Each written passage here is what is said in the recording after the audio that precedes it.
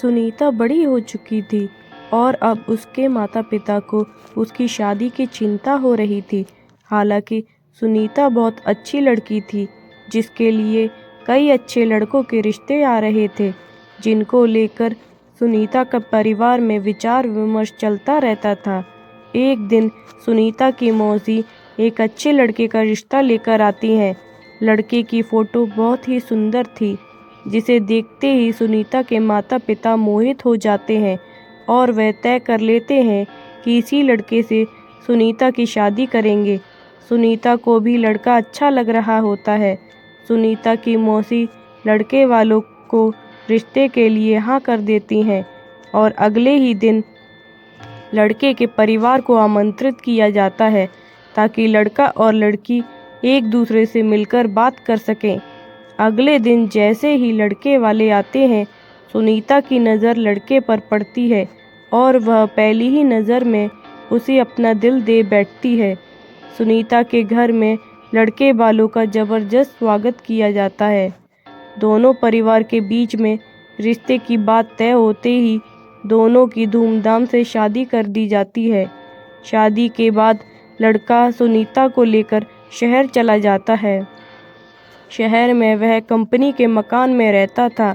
दोनों की शादी शुदा जिंदगी खुशनुमा चलने लगती है। सुनीता अपने पति को बहुत प्यार करने लगी थी। ऐसा लग रहा था मानो सुनीता को 7 जन्म की खुशियाँ एक ही जन्म में मिल गई हों।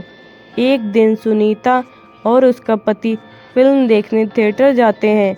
दोनों पूरा दिन खूब मज़ा करते हैं, लेकिन जैसे ही वह वापस लौट रहे होते हैं, अचानक एक कार सुनीता के पति को ज़ोरदार टक्कर मार के चली जाती है।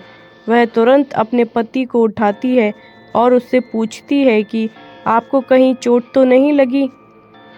सुनीता का पति मुस्कुराते हुए सुनीता के साथ चलने लगता है। सुनीता अपने पति के साथ घर आ जाती है। रात हो चुकी थी और दोनों बाहर से खाना पीना करके आए थे। सारा दिन दोनों ने खूब मज़े किए, लेकिन सुनीता बहुत थक चुकी थी, इसलिए वह आते ही अपने घर में सो जाती है। सुबह उठते ही वह अपने पति के लिए चाय नाश्ता बनाती है और अपने पति को उठाने जाती है, लेकिन वह पहले ही जागा रहा होता है।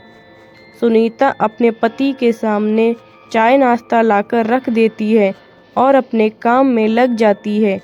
कुछ देर बाद जैसे ही सुनीता वापस आती है, तो चाय और नाश्ता वैसे ही रखे होते हैं। सुनीता के पति ने उसे हाथ तक नहीं लगाया था। वह अपने पति से बोलती है, यदि आपको चाय नहीं पीनी थी तो आप मना कर देते, बर्बाद क्यों करवा दिया। सुनीता का पति कहता है, कोई बात नहीं, मेरे लिए खाना मत बनाना, आज मेरा मूड नहीं है। सुनीता का पति तैयार होकर अपने ऑफिस के लिए निकल जाता है। सारा दिन सुनीता अपने घर में काम करती और अपने पति का इंतज़ार करती रहती। 2 दिन गुजरते ही सुनीता के घर के दरवाजे पर कोई आवाज़ लगाता है। सुनीता दरवाज़ा खोलती है। सामने उसी कंपनी का चौकीदार खड़ा होता है, जिसमें सुनीता का पति काम करता है। चौकीदार सुनीता से पूछता है, मैडम, 2 दिन से सर ऑफिस नहीं आए, उनकी तबीयत खराब है क्या? मुझे मैनेजर साहब ने भेजा है। सुनीता को आश्चर्य होता है, क्योंकि उसका पति तो रोज़ तैयार होकर ऑफिस के लिए निकल जाता था, फिर वह ऑफिस कैसे नहीं पहुंचा। चौकीदार के जाते ही सुनीता अपने पति के घर लौटने का इंतज़ार करने लगती है। शाम को सुनीता के पति घर आता है। वह उनसे पूछती है, आप ऑफिस के बहाने से कहाँ जाते हैं? सुनीता का पति उसे यहाँ वहाँ की बातों में घुमाकर अपने कमरे में चला जाता है। अगली सुबह सुनीता अपने घर के दरवाजे पर दूध ले रही होती है। तभी चौकीदार फिर से आ जाता है और कहता है, क्या साहब अभी तक नहीं आए? सुनीता कहती है, वो अंदर बैठे हैं, जाओ मिल लो। चौकीदार घर के अंदर पहुंच जाता है। वह चारों तरफ देखता है, उसे कुछ नज़र नहीं आता। पीछे से सुनीता दूध लेकर आ जाती है। चौकीदार सुनीता से कहता है, कहाँ है साहब? सुनीता कहती है। अंधे हो गए हो क्या? तुम्हारे सामने ही तो बैठे हैं। लेकिन चौकीदार को सुनीता पागल लग रही थी, क्योंकि सामने कोई नहीं बैठा था। दरअसल उस रात जो कार एक्सीडेंट हुआ था, उसमें सुनीता के पति की जान जा चुकी थी। चौकीदार सुनीता से दोबारा कहता है, मैडम वहाँ कोई नहीं बैठा है। लेकिन सुनीता चौकीदार को चिल्लाते हुए अपने पति को जाकर पकड़ लेती है और कहती है, यह देखो, इतना बड़ा इंसान तुम्हें नजर नहीं आ रहा? सुनीता के साथ कोई दिखाई नहीं दे रहा था। चौकीदार वापस लौट जाता है और कंपनी में जाकर सारी बात कह देता है।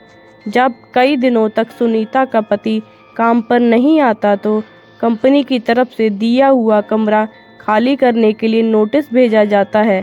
सुनीता नोटिस पकड़ते ही चिंतित हो जाती है और अपने पति से कहती है, आप कंपनी में काम कर रहे हैं, फिर क्यों हमें इस घर से निकलना होगा? सुनीता का पति भूत बन चुका था, लेकिन सुनीता उसे साधारण समझ रही थी। उसी शहर में एक पुराना घर था जो कई सालों से बंद पड़ा था और वहाँ कई भूतिया आत्माएं रहती थीं। सुनीता का पति उसे उसी घर में चलने को कहता है। सुनीता अपने पति की बातों में आ जाती है और उसके साथ जाकर वहीं रहने लगती है। सुनीता ने इंसानों से रिश्ता खत्म कर दिया था और अपने पति के साथ भूतिया दुनिया में ही जीना सीख गई थी। दरअसल सुनीता अपने पति की बातों से पूरी तरह संतुष्ट हो चुकी थी। सुनीता को इस भूतिया घर में ही धीरे धीरे डर का एहसास होने लगता है। वह अपने पति के अंदर बदलाव देख रही थी, लेकिन वह अपने पति के प्यार में इतनी दीवानी थी कि उसे एहसास ही नहीं था कि वह भूत की पत्नी बन चुकी थी। कुछ दिनों बाद सुनीता के सास ससुर शहर आते हैं। सुनीता अपने पति से कहती है, मम्मी पापा का फ़ोन आया था, वह 2 घंटे में स्टेशन पहुंच जाएंगे, उन्हें जाकर ले आओ। सुनीता का पति उससे बाहर जाने का बहाना कर देता है और उसी को स्टेशन जाने को कहता है। सुनीता अपने सास ससुर को स्टेशन से जाकर ले आती है। सास ससुर के आते ही अपने बेटे यानी सुनीता के पति के बारे में पूछते हैं। सुनीता कहती है, वह अभी किसी काम से बाहर गए हैं, कुछ देर में आ जाएंगे। सुनीता अपने सास ससुर के आने से बहुत खुश थी। वह उनके खाने की सारी तैयारियां करने लग जाती है, लेकिन शाम होने के बाद भी जब सुनीता का पति घर नहीं आता तो सभी चिंतित हो जाते हैं। सुनीता के पति का फ़ोन घर में ही रखा रहता था, इसलिए वह उससे संपर्क नहीं कर पा रही थी। सुनीता के साथ उसके सास ससुर भी अपने बेटे से मिलने का इंतज़ार कर रहे थे। पूरी रात गुजर जाती है, लेकिन सुनीता का पति घर नहीं आता। सभी परेशान होकर उसका इंतज़ार करते रहते हैं। सुनीता के ससुर उससे पीने के लिए पानी मांगते हैं और जैसे ही सुनीता उनके लिए पानी लेने जाती है, उसे अचानक उल्टियाँ होने लगती हैं। सुनीता को उल्टी करता देख उसकी सास उसके पास आकर उसका हालचाल पता करती हैं। बुजुर्गों का अनुभव विज्ञान से भी अधिक माना जाता है, इसलिए सुनीता की सास उसे तुरंत बता देती हैं, लगता है तुम माँ बनने वाली हो बेटी। सुनीता माँ बनने की बात सुनते ही मुस्कुराने लगती है। सुनीता ये बात अपने पति को बताने के लिए उतावली हो रही थी, लेकिन उसके इंतज़ार की घड़ियां बढ़ती जा रही थीं। देखते ही देखते 5 दिन गुजर चुके थे, लेकिन सुनीता के पति का कुछ पता नहीं चल रहा था। तभी तीनों पुलिस थाने में शिकायत दर्ज कराने जाते हैं। पुलिस वाले सुनीता से कहते हैं, 5 दिनों से तुम्हारे पति गायब हैं, लेकिन तुम्हें अब याद आ रही है? सुनीता ने जवाब देते हुए कहा, सर वो ऐसा 1-2 बार और कर चुके हैं, इसलिए मैं इसे सामान्य घटना समझ रही थी, लेकिन जब 5 दिनों से उनका पता नहीं चला तो मुझे लगा हो सकता है वह कोई खतरे में हो। पुलिस FIR रिपोर्ट दर्ज कर लेती है और जांच पड़ताल शुरू कर देती है। पुलिस की तहकीकात शुरू हो चुकी थी और 2 दिन में ही पुलिस को सुनीता के पति की सच्चाई पता चल जाती है और पुलिस वालों की बात सुनते ही सुनीता और उसके सास ससुर के पैरों तले जमीन खिसक जाती है। पुलिस के अधिकारी कहते हैं कि आपके पति तो 3 महीने पहले ही कार दुर्घटना में मर चुके हैं और लावारिस समझकर उनका अंतिम संस्कार भी नगर निगम के द्वारा कराया गया था, जिसकी रिपोर्ट सरकारी अस्पताल में मौजूद है। फिर आप कैसे कह रही हैं कि वह 5 दिनों से लापता हैं? लेकिन सुनीता ये बात मानने को तैयार ही नहीं थी, क्योंकि वह अपने पति के साथ 3 महीने से दाम्पत्य जीवन गुजार रही थी और उसी के चलते वह गर्भवती भी हो चुकी थी। सुनीता पुलिस से अपने बच्चे का जिक्र करती है। जैसे ही पुलिस को ये बात पता चलती है कि उस मरे हुए इंसान का बच्चा सुनीता के गर्भ में है, तो वह सुनीता से कहते हैं, आप बच्चे का चेकअप करवा दीजिए। उसके DNA रिकॉर्ड से हमें पता चल जाएगा कि यह बच्चा आपके पति का है और उनके मरने के बाद यह आपके गर्भ में आया है। तभी आपकी बात पर सभी को भरोसा होगा। पुलिस वालों को सुनीता के चरित्र पर शक था, इसलिए वह इस परीक्षण की मांग कर रहे थे। सुनीता को सरकारी अस्पताल लाया जाता है और वहां बच्चे का परीक्षण किया जाता है और जैसे ही डॉक्टरों के पास बच्चे की रिपोर्ट आती है तो उनके पसीने छूट जाते हैं, क्योंकि वह बच्चा साधारण नहीं था। वह 2 महीने का था, लेकिन उसका विकास 8 महीने के बच्चे के बराबर हो चुका था और अगले ही महीने वह जन्म लेने वाला था। डॉक्टरों के लिए अपने आप में यह ऐतिहासिक बात थी कि 4 महीने में कैसे कोई बच्चा जन्म ले सकता है। डॉक्टर सुनीता के हालत के बारे में विचार कर ही रहे होते हैं कि अचानक सुनीता के पेट में दर्द बढ़ने लगता है।